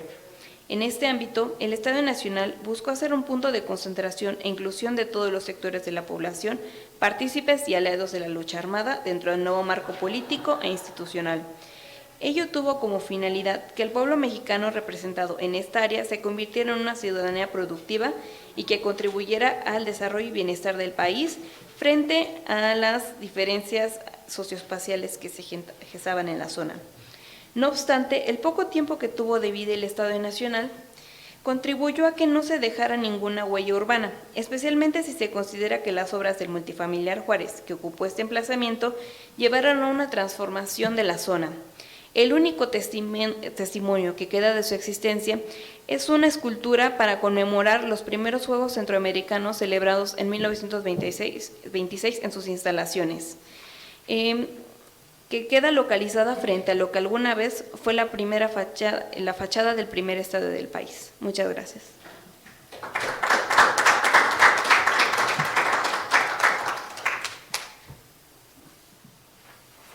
Muchas gracias, hasta sobraron como 2 minutos, pero bueno, invito a todos los ponentes si quieren pasar por favor a la mesa y pues vamos a ver las preguntas ahorita. Para allá. Buenas tardes ya, bueno, muchas felicidades a todos. Tengo 2 preguntas para César y una para todos los ponentes. Y bueno, para César sería, ¿de qué particularidades encuentras en la formación de otras colonias obreras en relación a las colonias específicamente ferrocarrileras? Y también me parece, digo, desde mi punto de vista, claro, y lo que yo he visto en otros lugares, ¿por qué consideras que son tan tardías la formación de estas colonias cuando desde años atrás los trabajadores ferrocarrileros ocupan estos espacios, ¿no?, aledaños a las estaciones y los talleres, etcétera? Y para todos, si a través de sus estudios ustedes consideran que había alguna planeación o consideración sobre los efectos en el espacio urbano y sus pobladores cuando se hacían o se hacen proyectos de infraestructura. Ok, sí, yo creo que planteamos las preguntas y les damos tiempo para contestar. Vale. Bueno, muchas gracias por sus presentaciones. Una pregunta para César. Nos decías que donde se proponían construir colonias eran espacios, digamos, ferroviarios que ya estaban de alguna manera inutilizados, ¿no? Si no entendí mal. Y nos diste el ejemplo, por ejemplo, de la estación Colonia, ¿no? Que bueno, es diferente a donde se hizo la colonia que tú nos expusiste, ¿no? Entonces mi pregunta es, ¿qué factores producen, digamos, este cierre de estaciones, ¿no? ¿Qué tipo de factores son tecnológicos? ¿Tienen que ver con la evolución de la tecnología ferroviaria o la construcción de nuevas estaciones, ¿no? En fin, no sé. Para Danivia, bueno, ya que Matías Romero Avendaño comenzó a urbanizarse, además muy ligado a los negocios transnacionales, que eso me pareció una dimensión muy importante de tu exposición, ¿quiénes dotaron de servicios a la ciudad, ¿no? Estos mismos empresarios como de los que tú nos platicaste, como Whitman Pearson u otros empresarios, o, en fin, ¿cómo fue ese proceso? ¿Fue lento? Porque bueno, en la Ciudad de México pues sabemos que muchas colonias era muy, muy lento, ¿no?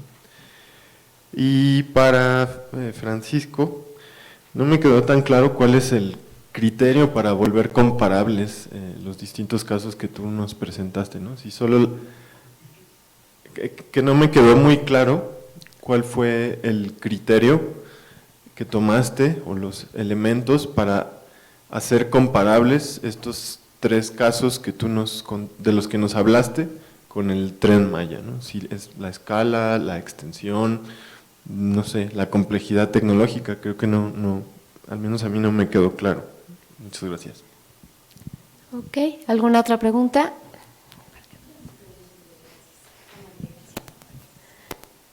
Sí, para César primero, uno, si podrías, bueno, si tienes idea de cuántas colonias ferrocarrileras existieron en la Ciudad de México, ¿no?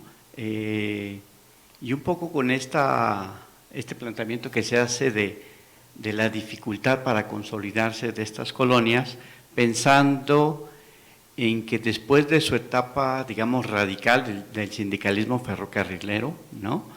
Viene una etapa de alianza, de un corporativismo muy fuerte, que digamos en la historia urbana sabemos que las colonias se fueron en general creando a partir de ese corporativismo, ese vínculo entre la organización, el sindicato y el partido en el poder, ¿no?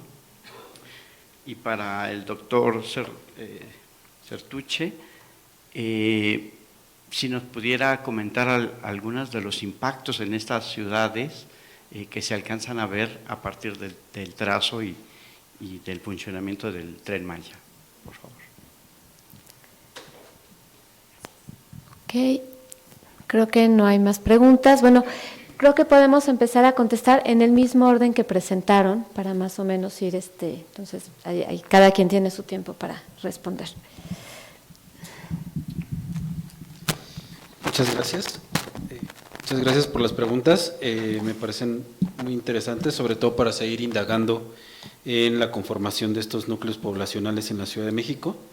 ¿Qué particularidad? O sea, yo considero que incluso desde finales del siglo XIX, principios del XX, por ejemplo, con lo que pasa, que es el caso mucho más estudiado, la colonia Guerrero, sobre todo una parte de ellas, es que alguna cosa que me parece que va a ser transhistórica y que es la carencia de servicios por parte de, incluso cuando existe un proyecto de fraccionamiento, como en el caso de la colonia Guerrero, muchos de ellos muchos predios van a carecer de servicios y que va a ser motivo de organización de los pobladores, que en ese caso va a ser sí popular, sí obrero, pero no ferrocarrilero particularmente, ¿no? Ahí hay una conjunción con otros oficios, con otros artesanos, con otros, una composición más compleja, ¿no? En el caso de las colonias ferrocarrileras, creo que precisamente está motivado también por una historia de organización sindical, pero que también motiva a el establecimiento o la articulación de un movimiento por las mismas carencias que tienen otras colonias populares, ¿no? Entonces, digamos que hay, eso es una particularidad que es histórica, no sé si llamarlo así, pero sí de diferentes periodos del movimiento obrero, que es la falta de carencia, que es la falta también de una planificación, ¿no? Es decir, son, como lo veíamos a través de este informe de colonias populares, ¿no? En ese expediente no solamente viene la Felipe Pescador, sino viene un conjunto de colonias populares que son vistas como focos rojos de movilización. Vemos que no hay un plan de trazado urbano, ¿no? Sino más bien se van conformando cada uno a su propio ritmo, cada colonia y cada uno de los habitantes que tiene los medios económicos para proveerse de una habitación pues de acorde a su realidad, ¿no? Es decir, como se menciona, hay los que están mejor construidos y otros que pues prácticamente son ciudades perdidas, ¿no?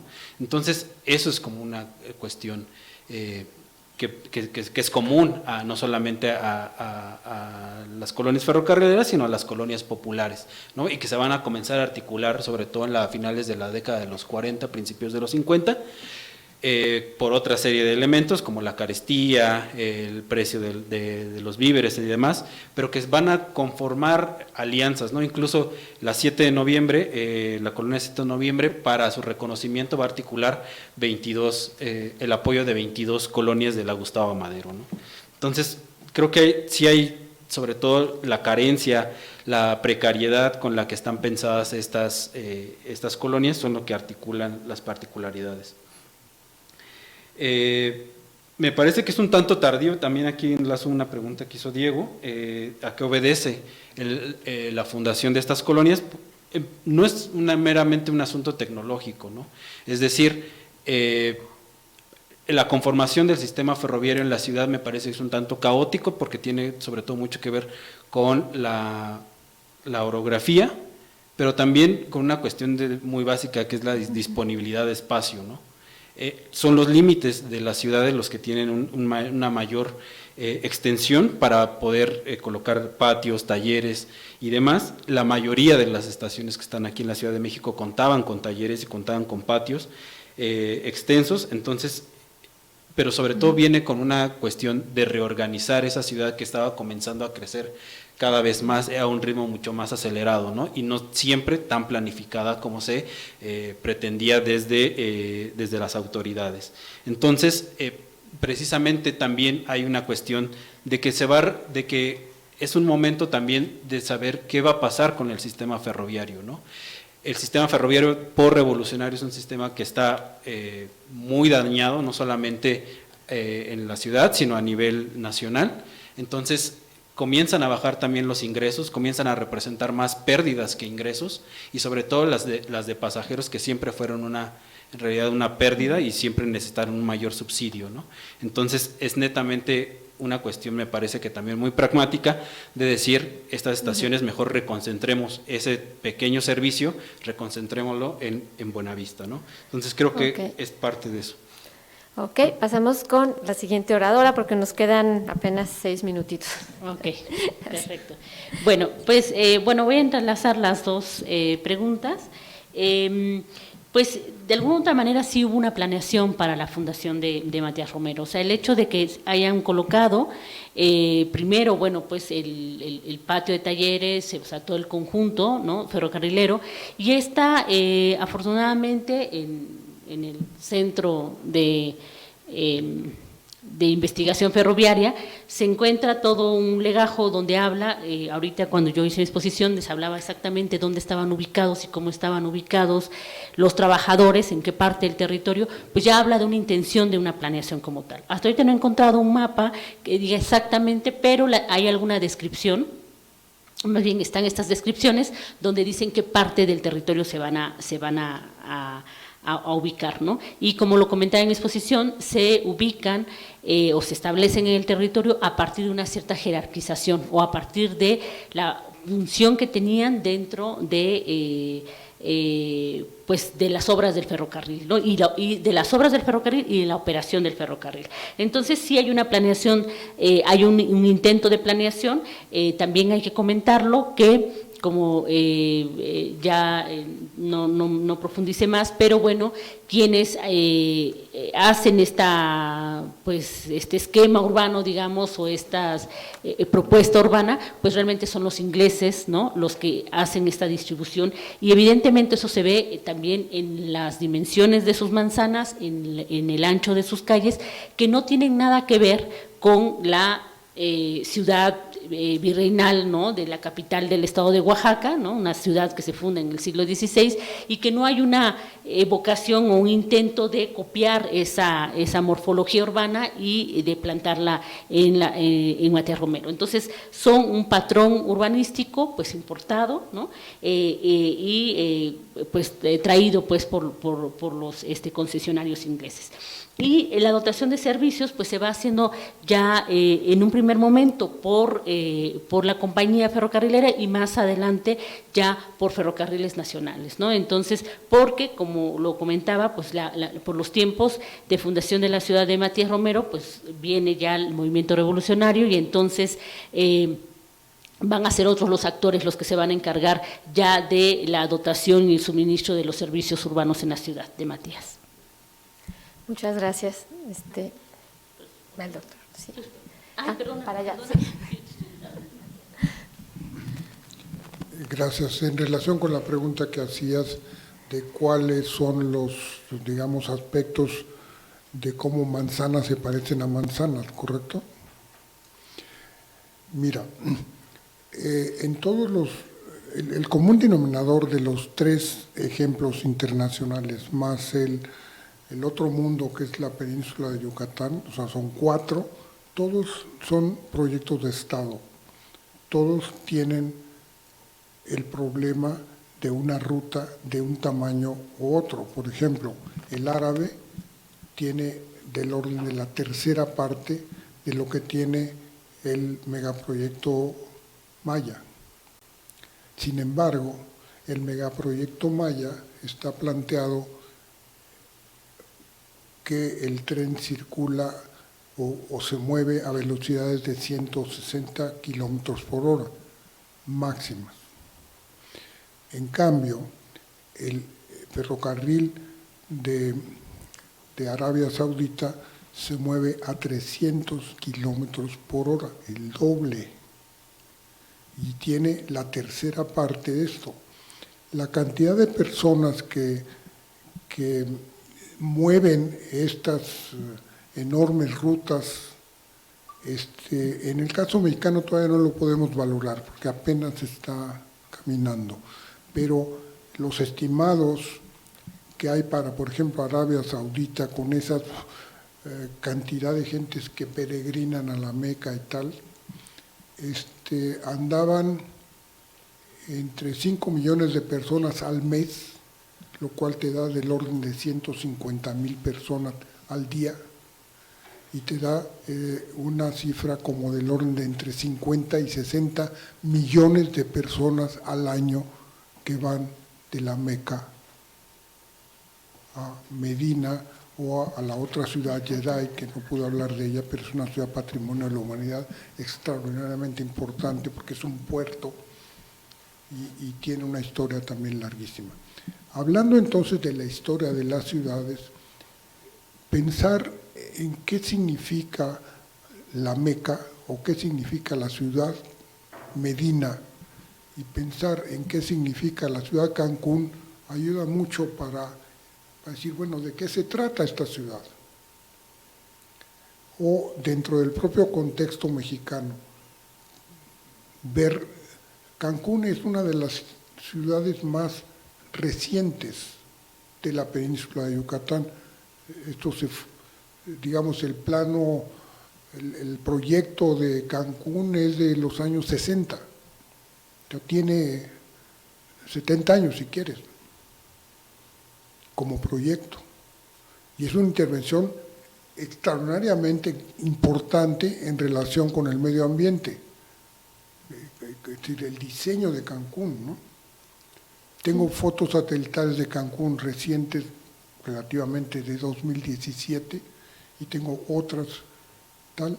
Entonces, comparar Cancún con Escárcega, que está acá en el otro lado de la península, digamos, que era una ciudad ferrocarrilera, que quedó abandonada y demás.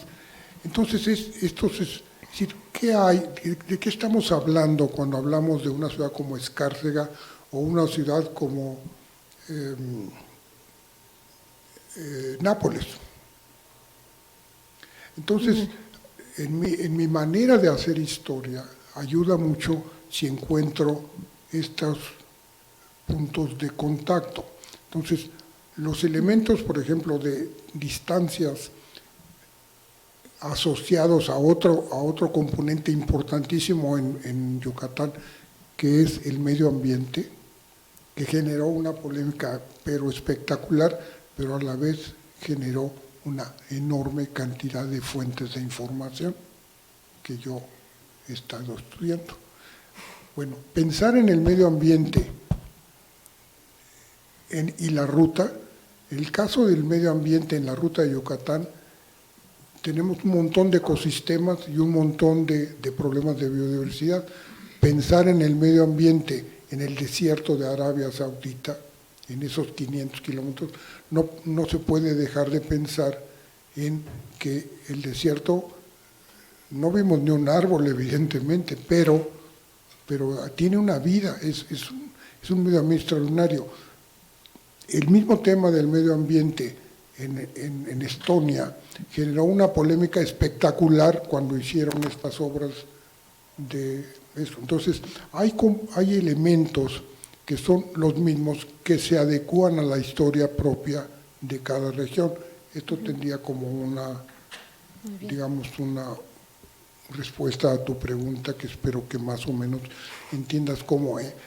Intenté encontrar las cosas que se parecen, no comparar papayas con manzanas, sino estamos hablando de las rutas, estamos hablando del problema del Estado, estamos hablando de, hasta las licitaciones de los proyectos arquitectónicos de las estaciones, es el mismo esquema que utilizaron en México, y en México había asesoría de la ONU y de una serie de organismos internacionales que conocían aquello. Ahora, el proyecto mexicano ha cambiado mucho, pero todos los 4 megaproyectos que yo comenté rápido tienen un punto de llegada, una estación de tren, y esta estación de tren tiene un punto de conexión con la ciudad, y de esa estación y esa ciudad, la conectividad y la cantidad de flujos de personas, en el caso árabe nada más son personas para ese tramo. Hay otra red de ferrocarriles en Arabia, impresionante, porque recordemos que es un país petrolero que empezó a crecer de los años 40 para acá. Bueno, en fin, ahí la respuesta. En relación con la pregunta... Muy claro. Creo que vamos a pasar el micrófono a nuestra siguiente expositora. Creo que este de aquí funciona. Muchísimas gracias. Perdón por los excesos. Sí. No. Más bien tenemos tiempos cortos, pero está bien. Bueno, para contestar un poco la pregunta, creo que en este caso, en mi caso de estudio, no hubo tal cual una planeación. No es un momento en el que inclusive se pensara ello en la Ciudad de México. Sin embargo, sí hubo una intención del funcionamiento del edificio conforme a las circunstancias socioespaciales. En este caso hay que recordar que los primeros proyectos de la colonia Roma Sur van hacia 1911, pero no se pasan a plano hasta el 17. Y ahí, por ejemplo, queda el espacio de un parque, tanto por las normativas que pedía en ese entonces la ciudad, en que dejaba pues una parte de áreas verdes. Sin embargo, también es otro factor que entra más dentro, por ejemplo, de una historia urbano-ambiental, que es, por ejemplo, qué tipo de terreno y suelo ocupa esa parte, que es un terreno muy fangoso y es por eso que nadie lo tomaba para urbanización. Y es un poco también las circunstancias que te llevan a pensar el por qué todos los equipamientos que han estado ahí han tenido un muy corto periodo de vida, desde el Panteón de la Piedra del Estadio Nacional y el multifamiliar Juárez. Entonces, por ejemplo, si bien el desarrollo de equipamientos empuja la urbanización, hablar de planeación y consideración de los espacios urbanos dentro de la infraestructura se tiene que revisar en casos muy específicos y a partir de ciertos momentos históricos. Pues muchas gracias por estas exposiciones, por sus preguntas, y bueno, pues les pido un aplauso para nuestros expositores y les vamos a entregar sus reconocimientos.